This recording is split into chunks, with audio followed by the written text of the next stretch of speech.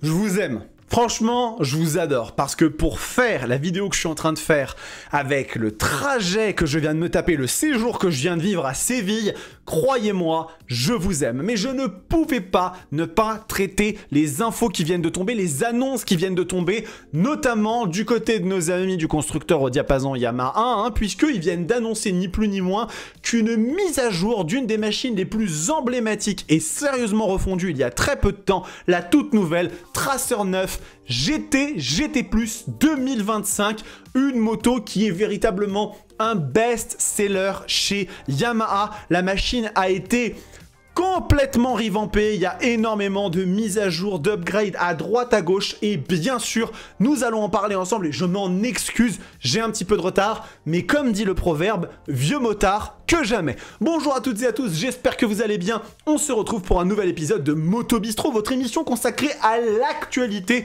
du monde de la moto qui nous passionne tant. Et nous allons bien évidemment aujourd'hui parler de cette nouvelle Tracer 9, 9 GT et 9 GT+. Si vous ne connaissez pas cette chaîne, eh bien n'hésitez pas à vous abonner car c'est un grand service et un grand soutien que vous m'apporteriez. On fait bien évidemment de l'actualité, mais aussi, eh bien, des guides d'achat, des essais de moto, on fait plein de trucs dans la joie, la bonne humeur et souvent un petit peu les conneries, mais c'est ça qui définit la Roadsters TV. Donc, comme je disais, il y a une nouvelle Tracer 9 et on va commencer déjà par aller faire un petit tour sur le communiqué de presse de Yamaha et on va en parler. Basculer vers le futur, les nouvelles Tracer 9, 9 GT et 9 GT+, font un grand pas vers l'avenir. La catégorie Sport Touring de Yamaha bénéficie d'un grand nombre d'évolutions en 2025, c'est peu de le dire, ce qui accentue le raffinement de l'une des gammes les plus renommées de la marque. Équipée du fameux 3 cylindres CP3 de 890 cm3, la gamme Tracer 9 2025 redéfinit les attentes de la catégorie des routières sportives de moyenne cylindrée et les nouveaux modèles sont dotés de l'innovante transmission manuelle automatique YAMT. Et oui, le Yamaha Automatic Manual Transmission, ils se sont pas foulés parce que ça veut dire en gros Yamaha transmission manuelle automatique. Donc en gros, ils ont décrit le truc. Et oui, effectivement, le YAMT qui a été étraîné sur la MT-09 et la MT-07 qui vient d'être annoncée, eh bien va se décliner aussi sur la moto qui était très probablement la plus adaptée finalement à ça, celle qui vraiment méritait de passer sur cette nouvelle technologie puisque c'est le trail tout-terrain, le trail un petit peu polyvalent de Yamaha avec notamment un petit moteur qui fait toujours extrêmement plaisir et là pour le coup c'est quelque chose qu'ils ont mis en place sur cette nouvelle Tracer 9. Donc pour le coup, ça c'est quelque chose qui fait partie des nouveautés très intéressantes. Alors bien évidemment, il y a énormément de trucs à dire sur la machine et on va commencer déjà par l'apparence de cette Tracer 9. Vous allez voir que elle est quand même un petit peu différente. Il configure et là, regardez. On est sur le modèle GT+, un YAMT, parce que pourquoi pas après tout. Vous voyez que déjà, on a un changement de la face avant de la machine. Vous pouvez le voir, que là, il y a des espèces d'appendices qui viennent de se greffer. On va en parler après. Il s'agit de nouveaux phares à LED matriciels. Autant vous dire qu'on est vraiment dans le futur, tout simplement. Donc, la machine garde quand même cette apparence de trail un petit peu sportive, de trail avec des galbes un petit peu sympas. Et avec des nouvelles couleurs aussi. Regardez ici. On a ce Cobalt Blue qui est très sympa, ou alors le Icon Performance. Alors le Icon Performance, moi j'adore, je le trouve vraiment incroyable. C'est la couleur de la R1M entre autres, et ça lui va bien. Ça lui va bien, cette petite machine. Regardez, on a un petit liseré bleu là comme ça, contour sur la selle, qui fait vraiment très très plaisir. Donc ça c'est très très bien. Alors bien sûr, cette moto, ce n'est pas que une machine qui a été changée esthétiquement parlant. Il y a aussi d'autres nouveautés.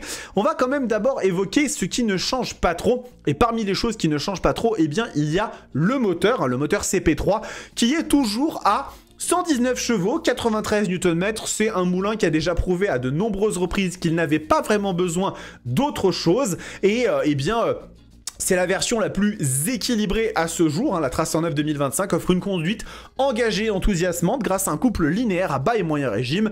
Et grâce à ses rapports de transmission optimisés et au grondement distinctif de l'échappement et de l'admission, la Tracer 9 propose un pilotage addictif qui donne le sourire au pilote à chaque fois qu'il ouvre la poignée de gaz. Et s'il y a bien une chose que je ne retirerai pas à Yamaha dans cette communication, un tantinet enthousiaste, mais c'est comme ça, quand on annonce une nouvelle moto, on veut un petit peu montrer qu'on est très content, et je peux le comprendre, eh bien, il il est vrai que ce moteur, le CP3, c'est un moteur qui est extrêmement enthousiasmant. Il est très très chouette et là-dessus, eh bien, aucune discussion à avoir. C'est vraiment un bouilleur qui fait extrêmement plaisir. Alors, il y a une nouvelle chose, par contre, sur ce traceur neuf, hein, excusez-moi, j'en perds mon latin, c'est eh bien un nouvel écran qui, pour le coup, cet écran 7 pouces, va être décliné sur l'intégralité de la gamme. C'est quelque chose qui est différent par rapport aux anciens modèles de traceur neuf, parce que je ne sais pas si vous vous souvenez, mais sur la génération précédente, eh bien sur le modèle standard et le modèle GT, nous avions en fait le fameux double écran 3,5 pouces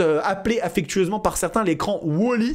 Eh bien effectivement, là maintenant on est passé sur un ensemble eh bien d'écran 7 pouces pour toute la gamme et qui n'est pas le même écran qu'on a sur l'ancienne version. Hein. Si vous regardez bien, ce n'est pas du tout le même écran que l'écran du Yamaha T-Max Tech-Max, hein, qui était très très chouette. Moi je le trouvais très très bien sur la GT+. Et bien là on a vraiment un nouvel écran décliné sur l'ensemble de la gamme. Donc ça c'est quelque chose de plutôt chouette. Alors il y a aussi pas mal de choses qui ont été modifiées au niveau de la technologie de la machine et c'est vraiment sur cet aspect là que beaucoup de choses ont été rajoutées. Bien évidemment la première d'entre elles c'est le YAMT, hein, cette nouvelle boîte de vitesse manuelle automatisée Yamaha qui propose de série sur la Tracer 9 GT+, et ça je vais vous expliquer pourquoi on ne peut pas prendre une Tracer 9 GT+, sans le YAMT, mon opinion en tout cas sur le sujet. Et elle est optionnelle sur la Tracer 9 et 9 GT. Donc le système, je vais pas vous le refaire, hein, l'idée c'est de dire qu'on peut jouer entre deux modes, un automatique et un manuel. Le mode manuel, il est contrôlé directement par des commodos avec des petites palettes. Donc c'est ici un changement de vitesse s'effectue à l'aide d'une commande à double effet placée au bout des doigts de la main gauche du pilote, qui peut utiliser son pouce pour passer au rapport supérieur et son index pour rétrograder, soit opter pour un fonctionnement à un seul doigt en utilisant uniquement l'index pour tirer la commande plus et pour la pousser pour un pilotage sportif ultime. Donc vraiment c'est intéressant de voir que même dans quelque chose qui est assez embryonnaire et nouveau finalement, eh bien ils ont réfléchi à des façons de faire en sorte qu'il y ait des petits détails, des petites façons différentes de l'utiliser. Ce n'est pas comme la technologie AMT, alors désolé, hein, ils se sont vraiment pas foulés pour les appellations, de chez KTM, où là on a vraiment la possibilité de contrôler soit à la main avec des palettes, soit directement au pied avec un sélecteur de vitesse traditionnel. Là, Yamaha, ils ont décidé d'aller vraiment sur quelque chose de nouveau. Et bien évidemment, on a un mode D qui offre des changements de rapport plus souples et rassurants. Donc ça, c'est vraiment le mode automatique. Et le mode D+, maintient chaque rapport plus longtemps. Hein. C'est un mode un peu plus sportif qui permet d'utiliser davantage le frein moteur lorsque c'est nécessaire, offrant ainsi une accélération plus puissante et une expérience de pilotage inédite. Donc le pilote qui peut passer d'un mode de conduite à un autre via un simple bouton sur le commodo droit, tandis que Yamaha Ride Control adapte encore davantage l'expérience de conduite aux préférences de chacun. Ça c'est l'application Yamaha qui vous permet de contrôler très très bien votre machine, de pouvoir un petit peu comme ça la personnaliser. Alors bien évidemment une des choses qui caractérise la nouvelle Yamaha Tracer 9 et notamment la GT+, c'est son régulateur de vitesse adaptatif, hein, l'ACC, qui est un système donc de régulation de la vitesse et qui ajuste en fait cette dernière en fonction du véhicule qui est devant vous, avec la possibilité de choisir des distances de sécurité selon votre préférence. Et la particularité de la nouvelle Tracer 9, hein, celle qui était sortie l'année dernière, c'est qu'en fait elle est équipée d'un radar à ondes millimétriques qui est une technologie qui permet en fait lorsqu'on fait un petit peu ce genre de fonctionnalité d'avoir plus de précision, parce qu'en fait le radar à ondes millimétriques mesure mieux quand vous êtes sous la pluie, sous la neige, etc., quand il y a des perturbations potentielles. Et bien grâce à ce radar en ondes millimétriques, eh bien on est plus sécurisé. Et en fait la raison pour laquelle je vous expliquais que selon moi la Tracer 9 GT+, elle n'est pas disponible avec autre chose que le YAMT. On en avait parlé dans une news récemment, mais Bosch est en train de développer des nouvelles assistances, des nouvelles centrales d'assistance électronique pour les motos. Hein, Bosch, c'est une marque qui fait des outils, mais ils sont aussi extrêmement à la pointe sur tout ce qui est centrale d'assistance électronique. Hein, la fameuse Bosch 9MP qui a équipé moult motos. Et bien là, ils sont en train de préparer un régulateur de vitesse adaptatif qui permettra d'arrêter complètement la moto. C'est-à-dire que vraiment, vous êtes en train de rouler, votre machine, elle s'adapte en fonction de la vitesse du véhicule qui est devant vous, et mettons que vous arrivez dans des bouchons ou à un moment où la circulation s'arrête complètement, votre moto sera capable de s'arrêter totalement, sans caler bien sûr, hein, vraiment de se mettre à 0 km et de vous demander si vous souhaitez repartir en appuyant sur un simple bouton. C'est comme ça qu'était décrit la technologie sur eh bien, le cahier des charges de Bosch. Et donc pour moi, la raison pour laquelle cette Tracer 9 GT+ n'est équipée que de la technologie YAMT, c'est qu'à mon avis, ils ont le projet à terme que le régulateur de vitesse adaptatif puisse justement utiliser ce genre de fonction, et ce genre de fonction n'est possible que si vous possédez une boîte de vitesse automatique. C'est la raison pour laquelle ils l'ont fait, et à mon avis, c'est ça qui justifie le pourquoi du comment. Donc ce n'est pas terminé hein, en ce qui concerne toutes ces nouvelles eh bien, technologies, puisque vous le savez, ce régulateur de vitesse adaptatif, il a d'autres choses. Il a notamment, il peut détecter que le clignotant de la moto est allumé, et donc elle fait accélérer la machine plus modérément. Il est couplé au moteur, au freinage et aux suspensions électroniques afin de maintenir une distance présélectionnée.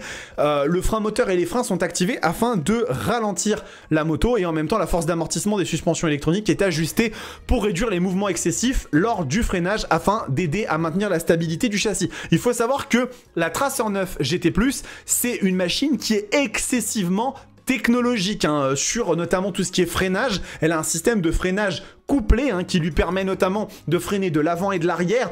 Tout est extrêmement synchronisé et fonctionne en harmonie à l'avant et à l'arrière quand on utilise notamment le fameux régulateur de vitesse adaptatif. Il y a des assistances maintenant à la détection de la collision, on va y revenir un petit peu plus tard, mais du coup la machine est vraiment très poussée à ce niveau-là. Et ce qui fait qu'elle continue encore aujourd'hui, à mon avis, à être un des leaders dans ce domaine, hein, parce que vraiment, elle est très poussée. Donc, il y a beaucoup d'autres choses, hein, il y a beaucoup d'autres choses sur la machine. On a notamment des poignées chauffantes à 10 réglages hein, sur cette version GT+, le système de contrôle de la pression des pneus, hein, le TPMS, hein, et ah oui, une nouvelle chaîne durable aussi, nécessitant peu d'entretien, hein, avec un traitement DLC. Donc, elle est fabriquée par DID, hein, Daido Kogyo, et apparemment, ça permettra un petit peu, vous savez, comme la chaîne M de chez BMW, la M Endurance, d'avoir peut-être un peu moins d'entretien, nécessiter un peu moins d'entretien. Tout va dans le sens d'avoir une machine très simple à utiliser, sur laquelle on se prend pas la tête, qui est prête à rouler directement, avec notamment un système qui laisse, hein, donc ça c'est cool. Je sais pas du tout si l'ancienne le proposait, mais il me semble que non. Il me semble que sur l'ancienne, on n'avait pas la possibilité d'avoir un keyless. Bon, si c'est le cas, vous m'envoyez, désolé de vous donner la news, mais je pense qu'effectivement, elle n'était pas directement disponible, et ça permet verrouillage et déverrouillage centralisé de toutes les fonctions, y compris la direction, le bouchon de réservoir et les sacoches rigides latérales de série. Donc ça, c'est vraiment très cool, vraiment très chouette. Donc la machine là-dessus, il n'y a aucun problème. Donc freinage intelligent. Ah oui, avec maintenant aussi une aide au démarrage en côte, hein. On a un Hill Start Control. Donc ça, c'est vraiment très chouette d'avoir ce genre de fonction sur des machines un petit peu utilisées dans beaucoup de circonstances. Suspension électronique, le fameux tableau de bord et un radar équipé d'un régulateur de vitesse adaptatif et d'une détection des angles morts. Donc la première partie, j'en ai parlé, mais on a une détection des angles morts sur cette nouvelle Tracer 9.